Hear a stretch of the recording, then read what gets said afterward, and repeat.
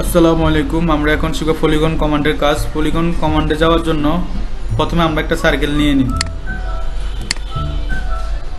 সার্কেলের ব্যাসার্ধ দিলাম 5 ফিট, 5 ফিট, এন্টার। সার্কেলটা হয়ে গেল। দেন আমরা এখন এখানে একটা পলিগন আঁকবো। পলিগন নেওয়ার জন্য কিবোর্ডে short command POL enter, POL enter. Polygon হয়ে গেল। সাপোজ পলিগনের নাম্বার হবে 4টা, 5টা number. Enter, 5 enter. In the center point, center দিলাম। এখন সাপোজ পলিগনটা সার্কেলের ভিতরে হবে, তাহলে এখানে ক্লিক করতে হবে। এই যে এখানে ইনস্ক্রাইবড ইন সার্কেল দেওয়ার পরে রেডিয়াস কত ইঞ্চি? রেডিয়াস হলো যে 5 ফিট, 5 ফিট, এন্টার। এই যে সার্কেলের ভিতরে পলিগনটা হয়ে গেল।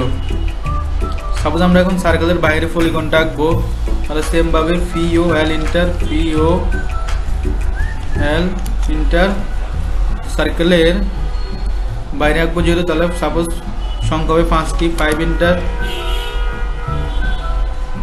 সেন্টার পয়েন্ট ক্লিক করতে হবে। আমাদের সেন্টার পয়েন্টটা হলো এখানে, সেন্টার পয়েন্ট ক্লিক, এখানে ক্লিক করতে হবে। দিলাম, দেওয়ার পরে 5 ফিট এন্টার, 5 ফিট এন্টার। যেহেতু 5 ফিট আমাদের সার্কেলের রেডিয়াস, এন্টার।